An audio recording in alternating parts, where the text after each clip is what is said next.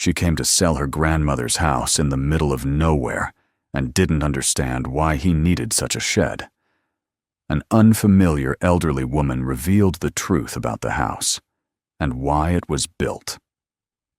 Subscribe and write in the comments which city you are watching from. For most of her adult life, she had believed that stability was something you earned gradually, almost invisibly. Not through dramatic success or sudden fortune, but through routine, restraint, and the quiet discipline of showing up every day. She was 30 years old when that belief began to unravel, though the unraveling had started long before she noticed the first loose thread. Her life in the city had never been glamorous. It was composed of early mornings, crowded public transport, a job that demanded accuracy more than passion, and evenings spent in an apartment that was small, but undeniably hers. The apartment was the proof she clung to most fiercely. A mortgage signed with shaking hands, keys that felt heavier than they should have, the first night sleeping on the floor because she could not yet afford furniture. Those memories had once filled her with pride. They told her she had done something right. She had built something solid enough to stand on. There had been warnings, of course. Fatigue she dismissed as normal. A sense of being constantly behind, constantly one step away from losing control. She learned to ignore the unease, to call it adulthood. Everyone was tired. Everyone was anxious. That was the price of independence. The mistake itself did not feel like a mistake when it happened. It arrived disguised as efficiency, as trust, as the reasonable choice made under pressure. A document that required a signature, a clause she skimmed instead of studying. Reassurance from someone who spoke confidently and smiled at the right moments. She told herself she would review it properly later. There would be time. There was always time. There was not. The consequences did not announce themselves immediately. They crept in slowly, first as emails written in neutral language, then as letters stamped with authority. Each notice carried the same tone, impersonal, precise, indifferent. It was never framed as punishment. There was no accusation, no outrage, just procedure. She tried to explain. She called numbers that led to other numbers. She sat across desks from people who nodded sympathetically without listening. The words she used sounded thin even to her own ears. Responsibility, compliance, regulation. At some point, she realized that the system did not need her to be guilty. It only needed her to be removable. The apartment emptied faster than she expected. Furniture sold or given away, boxes stacked in uneven towers, rooms echoing with every step. On the final day, she stood in the doorway longer than necessary, looking at the scuffed floor, the window that faced another brick wall, the place where she had once imagined a future unfolding in small, manageable steps. Losing the apartment felt less like losing shelter and more like losing permission to exist quietly. She blamed herself. That was the simplest explanation, and therefore the most tempting. If it was her fault, then the world was still logical. Harsh, but logical. If she had been more careful, more attentive, more suspicious, none of this would have happened. That narrative hurt, but it also offered a strange comfort. It gave her something to hold on to. The call about her grandmother's house came a week later. They had not been close in the way people described closeness. There were visits when she was younger, long summers that smelled of wood and smoke, a woman who spoke little and watched everything. As she grew older, those visits became rare, then symbolic. A phone call on holidays, a short message on birthdays. Her grandmother had lived alone for years, deep in the forest, in a place that did not appear on most maps. When the call came, it felt unreal, like news from a former life she had already closed. The house was hers now, the lawyer said. There was nothing else. No savings worth mentioning, just the property and the land around it. Her first thought was not grief, but practicality. The house could be sold. Maybe not quickly, maybe not for much. But it was something, a final asset, a way out. She agreed to go there only because paperwork required it. Signatures, assessments, closure. She drove out in late autumn when the forest had already shed most of its color. The road narrowed gradually, asphalt giving way to gravel dissolving into something closer to a suggestion than a path. She passed no other cars. The silence thickened with every mile. When she finally saw the house, it stopped her in a way she had not anticipated.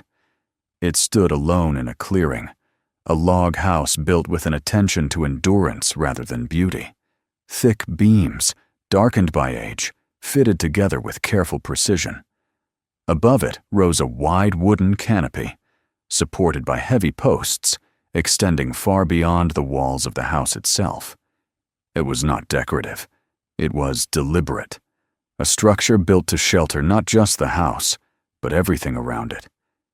She parked and stepped out into the cold air. The forest seemed to observe her quietly. No wind, no birds, just the sound of her breath. The house did not feel abandoned. It felt paused. She walked around it slowly, noting the narrow windows, the way the roof extended under the canopy, the storage spaces built into the sides. This wasn't a house made for comfort. It was a house made for survival. Inside, the smell of old wood wrapped around her immediately. The rooms were simple, almost austere. Furniture built to last, not to impress. Everything was clean, orderly, untouched by neglect. It unsettled her more than decay would have. This was supposed to be temporary, a stopgap, a formality. She told herself that as she unpacked only what she needed, as she slept on the edge of the bed, as she avoided looking too closely at the walls, the shelves, the signs of a life lived deliberately and alone. She planned to leave before winter. Standing in the doorway that first night, she looked out at the darkening forest and felt something unfamiliar tighten in her chest. Not fear, exactly. Something closer to being recognized by a place that had no intention of letting her remain a stranger. She closed the door and told herself it meant nothing. In the days that followed her arrival, she lived as though the house were a waiting room rather than a destination. She unpacked selectively, leaving most of her belongings sealed in boxes stacked neatly against one wall. Clothes remained folded inside suitcases. Documents stayed in a single bag she carried from room to room, as if she might need to leave at any moment. The house, solid and patient, received her without protest, but she refused to settle into it fully. She told herself this was practical. Emotional distance, she believed, was the only way to avoid disappointment. Each morning she woke early, the habit of the city still clinging to her. The silence unsettled her at first. There was no traffic, no distant voices, no mechanical hum leaking through walls. The quiet here was complete, almost physical, pressing against her ears until she became acutely aware of her own movements. The sound of her footsteps on the wooden floor seemed too loud, too personal. She learned to move carefully, instinctively lowering her voice, even though there was no one to hear her. The house revealed itself slowly, not through grand discoveries, but through small, persistent details. The thickness of the walls was the first thing she noticed when the temperature dropped overnight. The interior held warmth longer than she expected, even after the fire in the stove had burned down to embers. The windows were narrow but strategically placed, allowing light to enter without surrendering heat. The layout of the rooms followed a logic that felt unfamiliar to her, a logic shaped by necessity rather than convenience. She dismissed these observations as coincidences, remnants of an older way of building. Her grandmother, she assumed, had simply been cautious. A woman from another time, another mindset. The idea that the house itself might have a purpose beyond shelter did not yet occur to her. Outside, autumn tightened its grip with alarming speed. Trees that had still clung to color during her arrival now stood bare, their branches etched sharply against the pale sky. The forest floor grew slick with fallen leaves, and the path leading away from the house softened underfoot, losing its definition.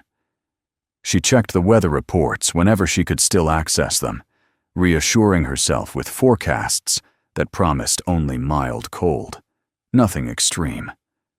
Winter, she told herself, would come later. She would be gone by then. Her attempts to maintain her city routines became increasingly strained. She tried to work remotely when the signal allowed it, setting up her laptop at the heavy wooden table in the main room. But the connection faltered unpredictably, dropping without warning, freezing conversations mid-sentence. Each interruption chipped away at her sense of control. Deadlines became abstract concepts, promises she could no longer guarantee. In the evenings, she distracted herself with planning. She calculated potential sale prices for the house, searched for buyers, imagined the paperwork that would eventually lead her back to a life she recognized. The numbers never added up cleanly. The remoteness of the location, the condition of the road, the niche appeal of such a property all worked against her. The house was not worthless, but it was inconvenient. And inconvenience, she was learning, carried its own kind of penalty. The first night without electricity arrived without ceremony. A brief flicker, a soft click, and then darkness. She stood frozen in the center of the room, waiting for the lights to return. They did not. Outside, the forest absorbed the absence of light effortlessly, as though it had been waiting for this moment. She found candles in a cupboard she had barely explored. Their presence suggested preparation, not improvisation. As she lit them one by one, their flames cast uneven shadows across the walls, revealing textures and marks she had not noticed before. The house felt older in candlelight, more deliberate, less forgiving. That night, she slept poorly. The sounds of the house grew louder in the absence of electricity. Wood shifted as temperatures fell, emitting sharp cracks that startled her awake. Wind moved through the trees with a low, steady voice. She lay rigid beneath blankets, acutely aware of the distance between herself and any other human presence. The realization that no one could hear her if she called out settled into her chest like a weight. In the morning, she stepped outside and saw that the path leading away from the house had changed. What had been uneven but navigable now looked uncertain, blurred by frost and fallen debris. She tried to follow it for a short distance, only to turn back when the ground grew slick and her confidence faltered. The forest did not resist her openly. It simply made it clear that she was not its priority. She began to understand that the word temporary had lost its meaning here. The house did not respond to her intentions. It responded only to the conditions around it. If she stayed, it would hold. If she left, it would remain unchanged. Her frustration surfaced in small, unproductive ways. She criticized herself for coming unprepared, for underestimating the isolation. She blamed her grandmother for choosing such a place, for building a life so far removed from everything else. Yet even as these thoughts formed, they rang hollow. The house was not careless. Nothing about it suggested negligence or retreat. It had been built by someone who expected to stay. One evening, as she attempted once again to connect to the outside world, the signal failed completely. No amount of repositioning, no careful alignment of devices brought it back. She closed her laptop with more force than necessary and sat in silence, staring at the walls. For the first time, she allowed herself to consider the possibility that the house was not an interruption of her life, but a pause deliberately placed within it. The fear that accompanied this thought was subtle but persistent. It was not the fear of danger, but the fear of being forced to confront herself without distraction. In the city, her thoughts had been diluted by noise and urgency. Here, they gathered strength. As night fell, She tended the fire with a focus that surprised her. The routine of it steadied her hands, demanded her attention. The warmth spread slowly, predictably. For a moment, she felt something close to competence. She sat beneath the wide canopy later that night, wrapped in a coat, watching frost creep across the ground. The structure above her blocked the wind entirely, creating a pocket of stillness in the open air. She realized then that the canopy was not an afterthought. It was a threshold, a space meant to be used, to extend life beyond the walls of the house, even when the weather turned hostile. That realization unsettled her. It suggested foresight, intention. The house, she began to suspect, was not simply a place to wait out her misfortune. It was a place designed to endure it. As she went back inside and closed the door behind her, she felt the shift subtly but unmistakably. The house was no longer something she passed through. It had begun, quietly and without permission, to claim her attention. She told herself again that she would leave before winter fully arrived, but the words felt less certain than they had before, and the silence of the house did not contradict her. It simply waited. The first real snow did not arrive as a spectacle. It came quietly, almost apologetically, during the night, laying itself over the forest with a restraint that felt deceptive. When she opened the door in the morning, the ground was only lightly dusted, the shapes of leaves and roots still visible beneath the white. She told herself it was nothing, a passing change, a gesture rather than a declaration. She had learned by now how easily the place invited underestimation. By midday, the sky lowered, flattening into a dull, unbroken gray. The air sharpened. Snow began again, this time with purpose, filling the spaces it had left untouched before. She stood under the canopy and watched as the path she had followed just days earlier softened and blurred. The forest accepted the snowfall without comment. It seemed prepared for this, as if the season were not an interruption, but a return to a state it understood better than any other. She tried to leave that afternoon. The attempt was not dramatic. There was no sudden panic, no impulsive rush. She packed calmly, methodically, as she had done everything else. A bag with clothes, a folder with documents, the device she still hoped would reconnect her to the outside world. She stepped onto the path and followed it carefully, testing the ground with each step. After less than a mile, the way dissolved into uneven drifts and hidden ice. Her footing grew uncertain. The trees closed in, indistinguishable from one another, their branches heavy with snow. She stopped not because she fell, but because she understood she would. The realization came with a clarity that left no room for argument. Turning back felt like failure, but continuing would have been arrogance. She retraced her steps slowly, deliberately, the house emerging from the trees like a patient figure waiting where it had always been. By the time she returned, the snow had deepened. The path was no longer a path at all. It was simply forest, uninterrupted and absolute. The days that followed blurred into a pattern defined by necessity. She learned quickly which tasks could not be postponed. The fire became the center of her life, not as a symbol, but as a responsibility that demanded constant attention.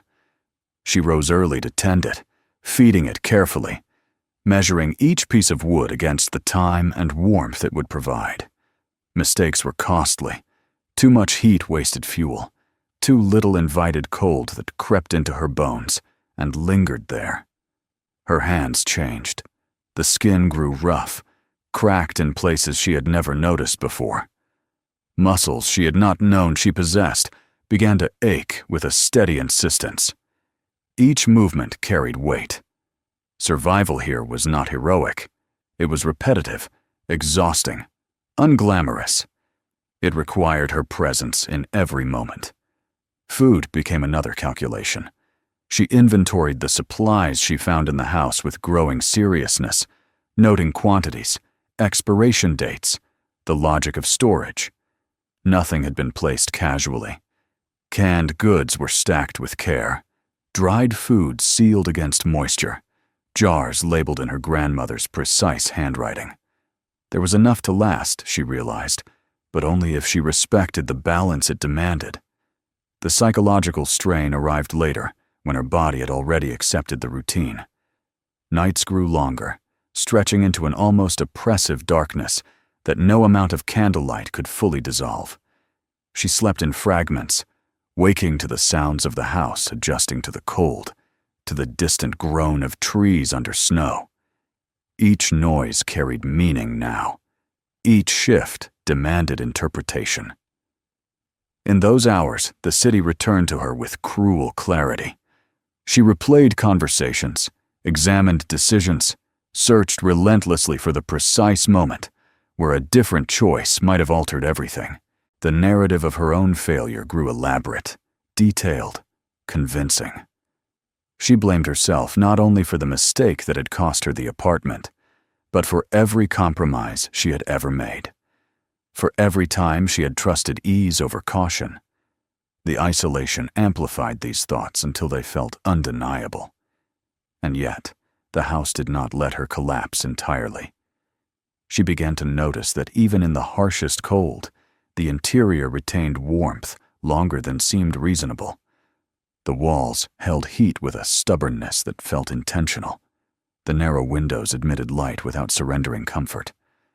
The canopy outside prevented snow from piling directly against the structure, creating a buffer zone that eased the pressure of winter's weight. It dawned on her slowly that the house was not merely withstanding the season, it was responding to it. She explored more carefully now, moving beyond the rooms she had first claimed as her own. Behind panels she had assumed were decorative, she found additional storage.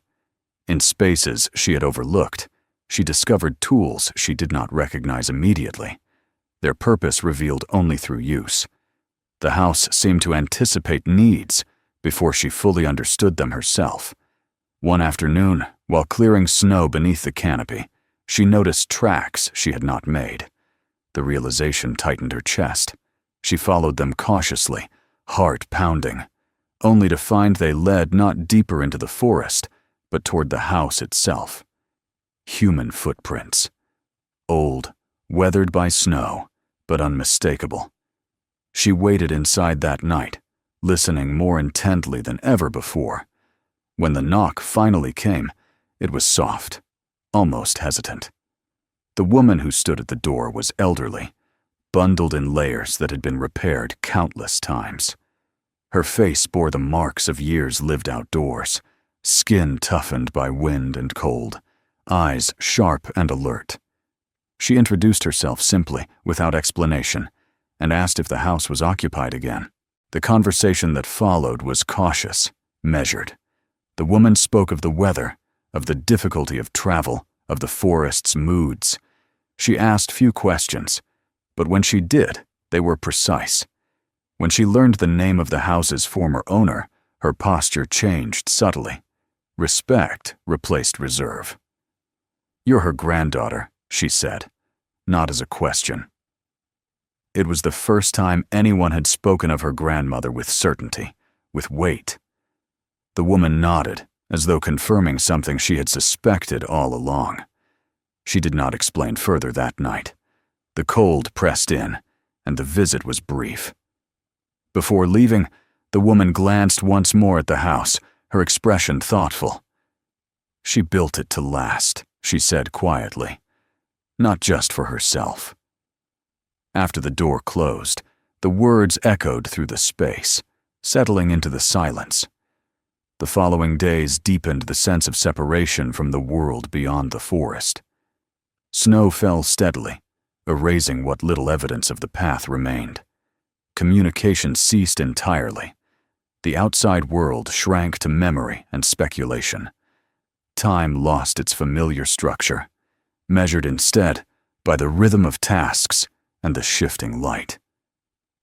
Yet something else took root alongside the hardship.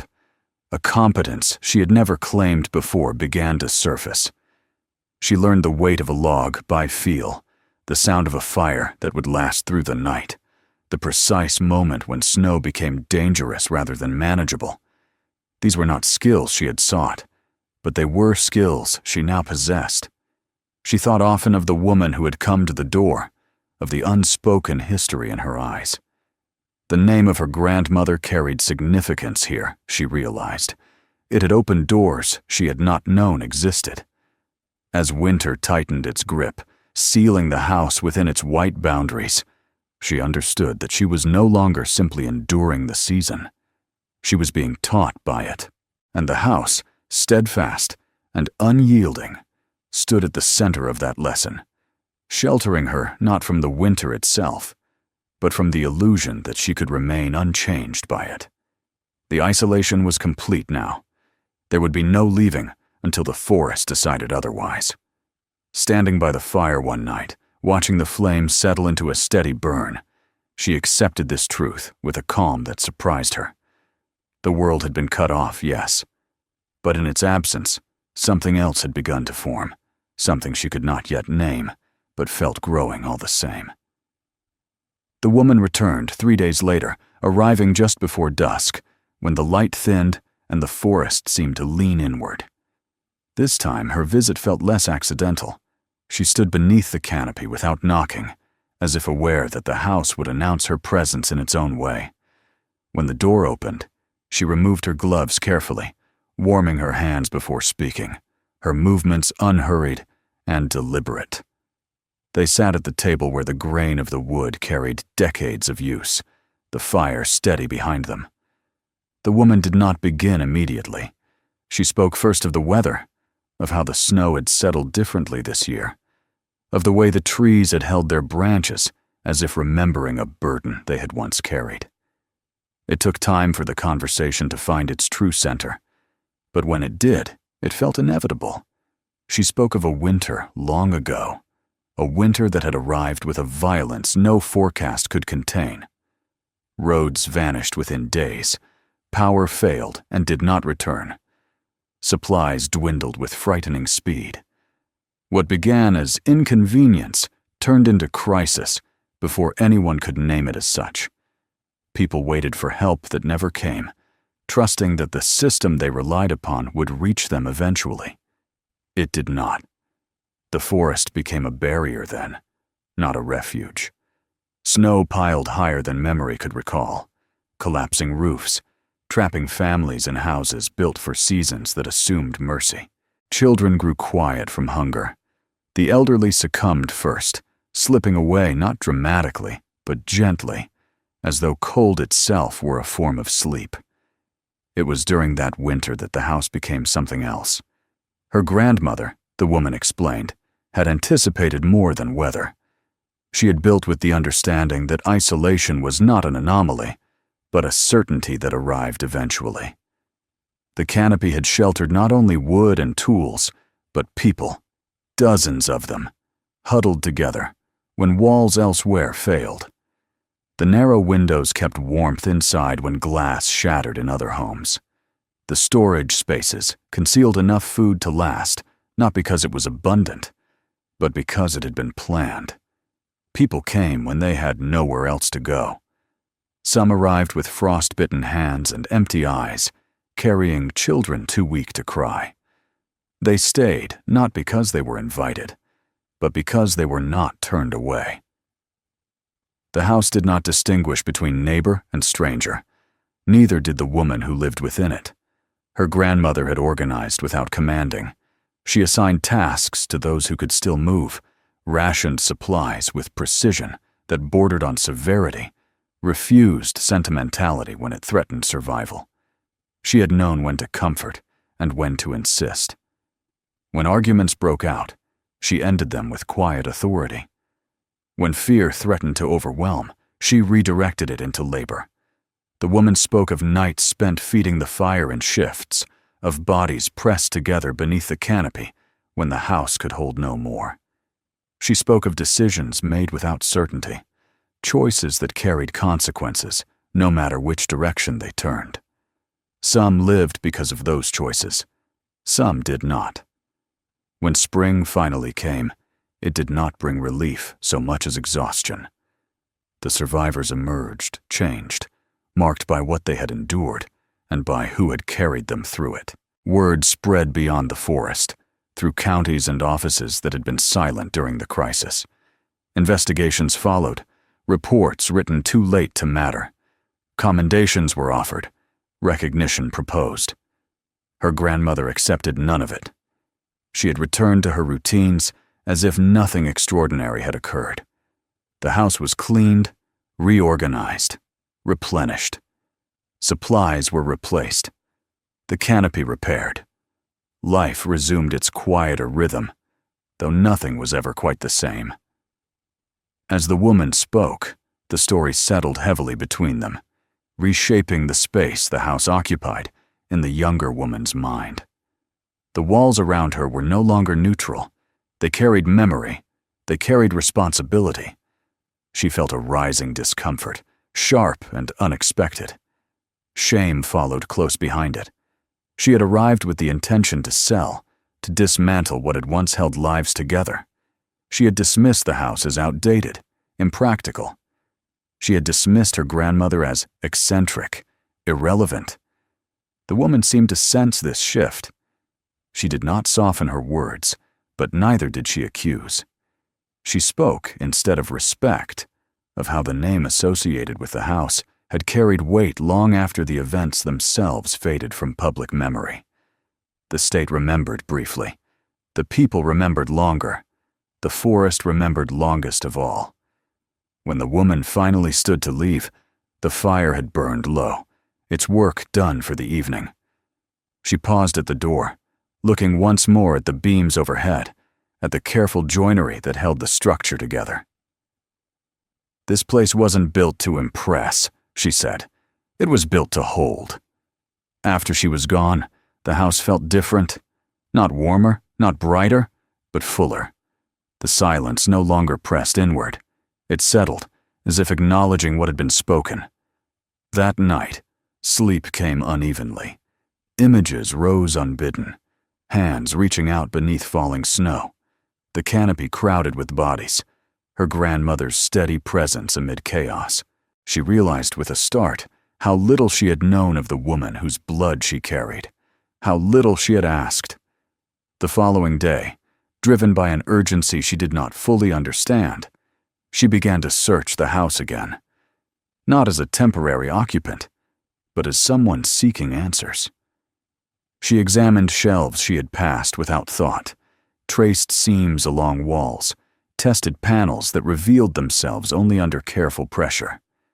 The house yielded slowly, but it yielded. She found letters first, tucked into a narrow space behind the stove, wrapped in cloth worn soft by time. They were written in a precise hand, economical and direct, recording not feelings, but actions. Lists of supplies, notes on repairs, observations about weather patterns. Among them were names, dates, brief acknowledgments of loss and survival. There was no drama in the words, only record. Further along, she discovered documents she had not expected to exist. Records of land use, permits granted and withdrawn, correspondence that suggested her grandmother had navigated bureaucratic systems with the same patience she applied to everything else. She had understood institutions well enough to know when to rely on them and when to build beyond them. And then there were the objects she had not been looking for. Jewelry, simple but valuable, wrapped carefully, and stored not for display but preservation. Bonds, deeds, items that held worth only because someone had decided they might one day be necessary. None of it felt like wealth. It felt like preparation. As she laid these findings out on the table, she understood the intention behind them. This was not inheritance meant to elevate. It was inheritance meant to endure. A reserve against uncertainty, assembled quietly, without expectation of gratitude. The realization reframed everything that had come before. Her grandmother had not retreated from the world. She had built a buffer against its failures. Standing alone in the room as daylight faded, she felt the final remnants of her old narrative begin to loosen. The story in which she was careless, irresponsible, deserving of loss, no longer held its shape. She had trusted. She had been tired. She had lived within a system that rewarded speed over caution. That did not make her weak. It made her human. The house did not erase what she had lost. It did not promise restoration.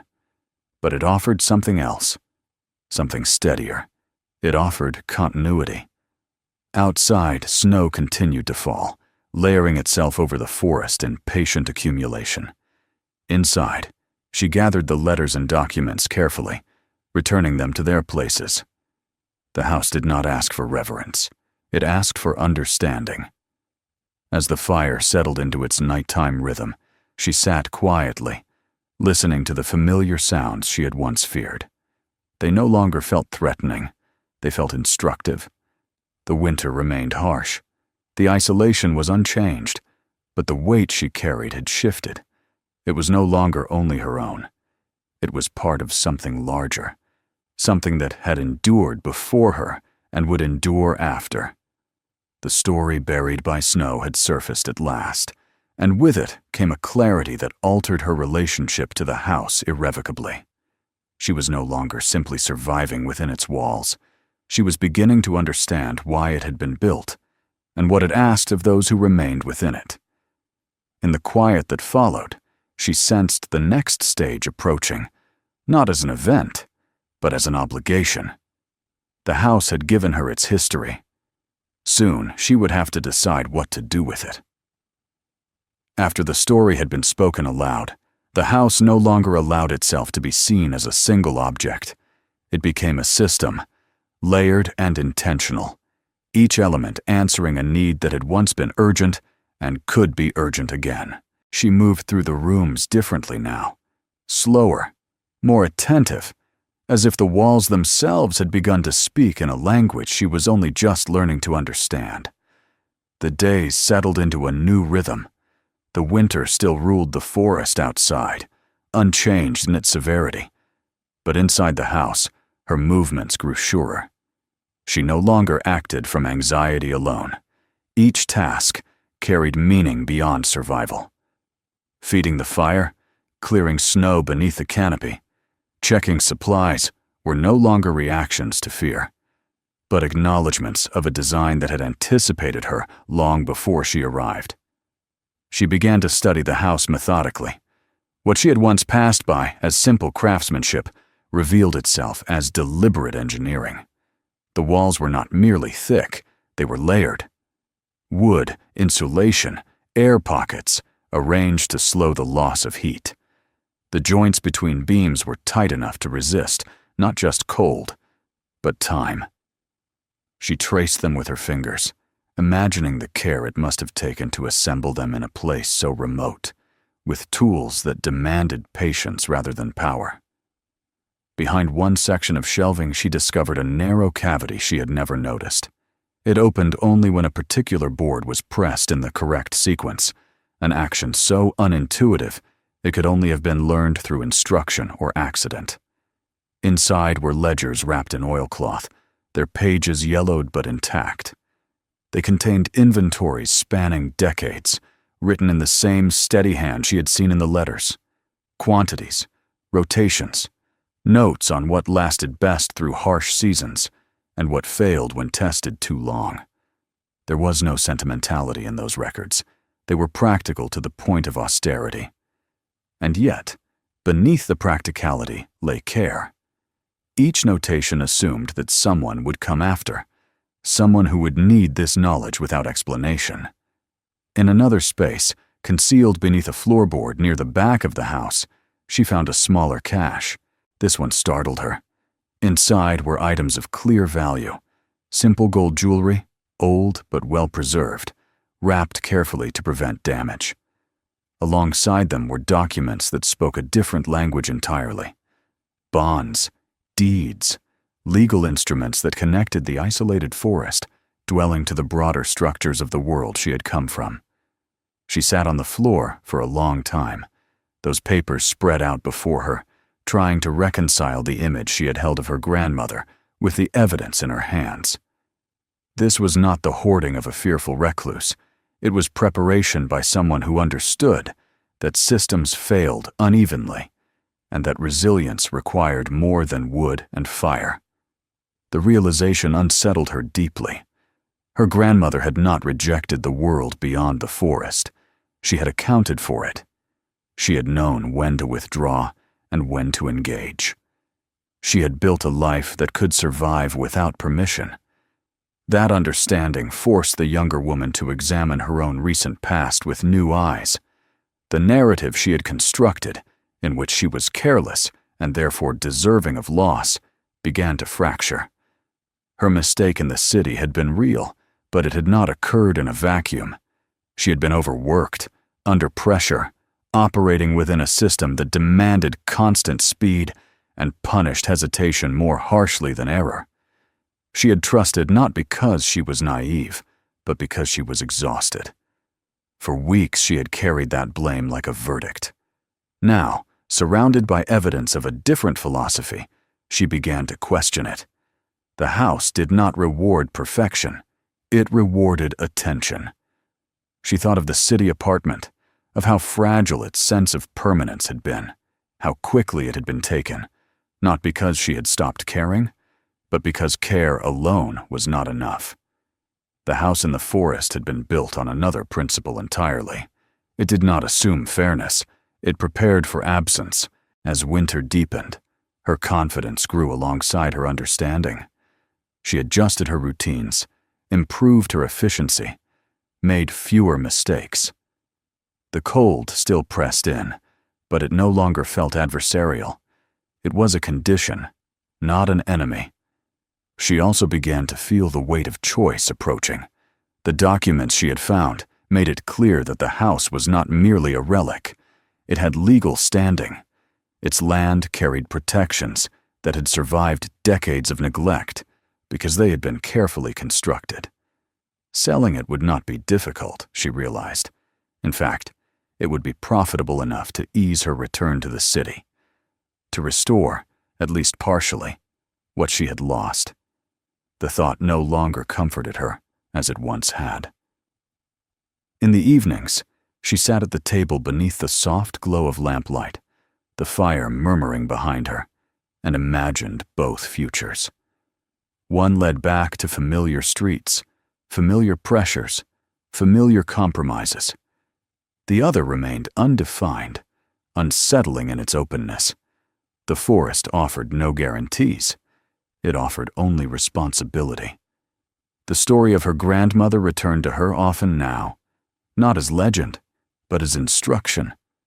The older woman had not waited for recognition or rescue.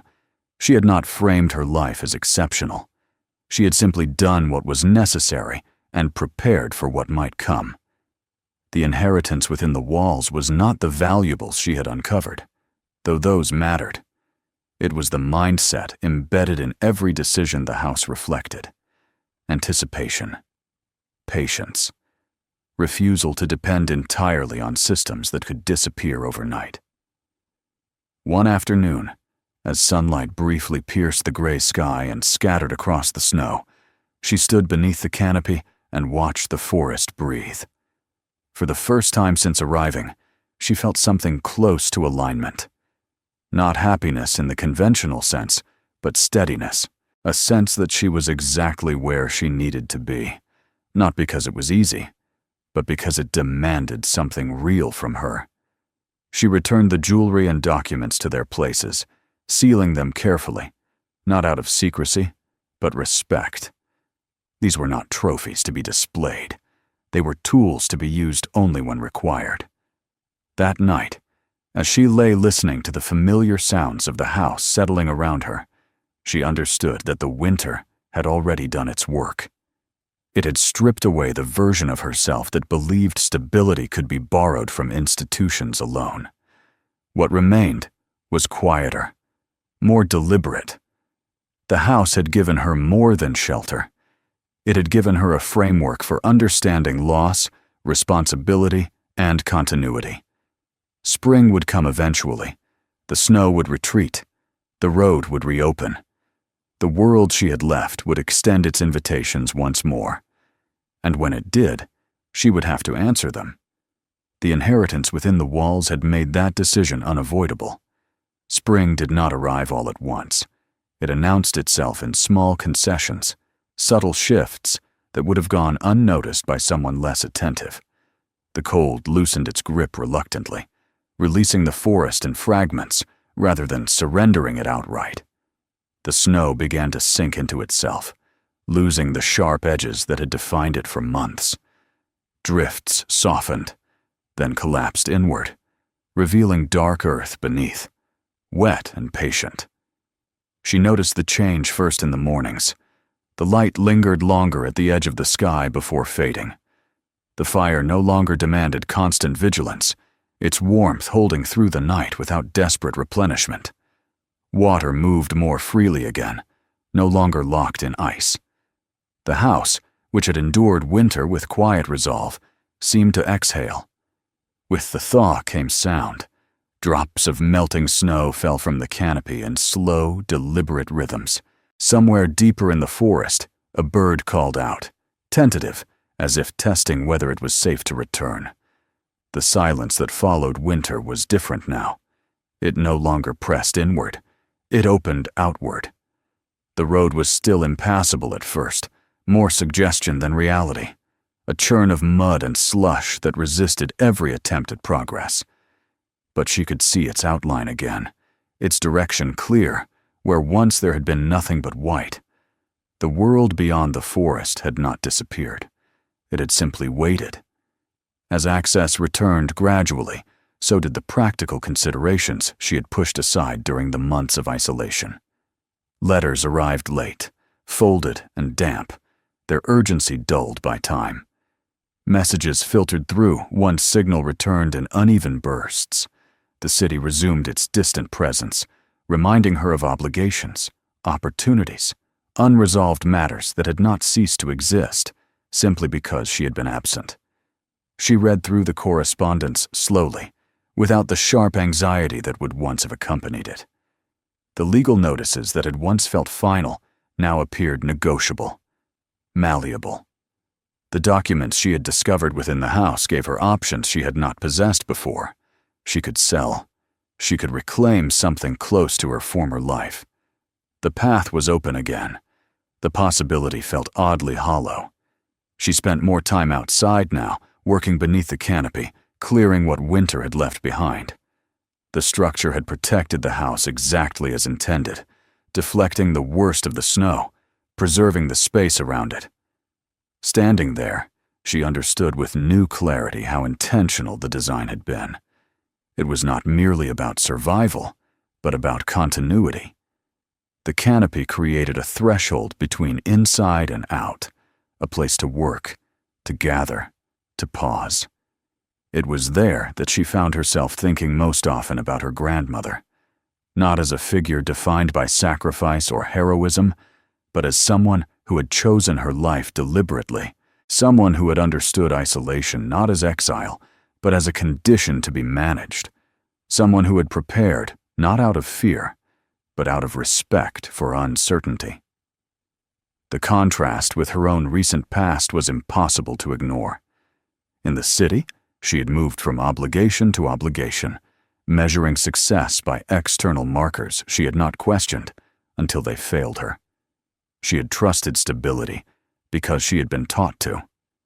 She had not considered how fragile it was. The forest had stripped those assumptions away without cruelty, replacing them with something quieter and more demanding. As the road finally dried enough to be used, she walked it slowly, stopping often, feeling the ground beneath her feet. Each step away from the house felt heavier than she expected. When she reached the point where the trees thinned and the land opened toward the wider world, she turned back and looked at the house, standing alone in its clearing. It did not call to her. It did not plead. It simply remained, exactly as it had through winter, through loss, through change. She realized then that the decision before her was not between isolation and society, nor between past and future. It was between dependence and responsibility. If she sold the house, she would regain convenience, familiarity, perhaps even comfort. She would also surrender the autonomy she had learned to value, the knowledge that she could endure without permission. If she stayed, she would accept uncertainty, work, and the absence of guarantees. She would also retain something she had not known she was missing: agency rooted in preparation rather than approval. The choice clarified itself without drama. She did not announce it. She did not frame it as a turning point. She simply began to act accordingly. She reviewed the documents again, this time not to calculate profit, but to understand stewardship. She made plans for repairs, for improvements that honored the original design rather than replacing it. She considered how the house might serve again, not as a refuge from life, but as part of it. The elderly woman from the neighboring settlement returned once more, this time without hesitation. They spoke easily now, exchanging information rather than guarded pleasantries. When the woman learned that the house would remain occupied, her relief was visible, unhidden. "It matters," she said simply, "that it stays what it is." In the weeks that followed, the forest transformed fully. Green pushed through where white had ruled. The road became reliable again, connecting the clearing to the wider network beyond. With it came the full weight of choice fulfilled rather than anticipated. She handled the remaining business of her former life with efficiency and distance. The city no longer defined her sense of worth. Its systems were tools now, not foundations. She engaged with them carefully, on her own terms. The house remained unchanged in its essentials. It did not require modernization to prove its relevance. Its value lay in what it had always been, a place built to hold. On one quiet evening, as spring settled fully into the forest, she sat beneath the canopy and watched the last light fade. The house behind her was warm, steady, familiar. The path ahead was open, but no longer urgent. She understood then that the house had never been a refuge from her life. It was a continuation of a legacy she had only just begun to comprehend. A legacy not of wealth or recognition, but of readiness. The winter that had once cut her off had also given her something back: perspective, strength, a sense of place earned rather than claimed. As darkness gathered and the forest grew still, she stood and went inside, closing the door without finality, without fear. The house accepted her as it always had, not as an owner or a survivor, but as a participant in its purpose. Spring had come, and with it, her choice.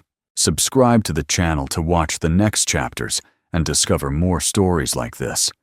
Share this video with someone who appreciates quiet, meaningful stories. More stories are already waiting for you here.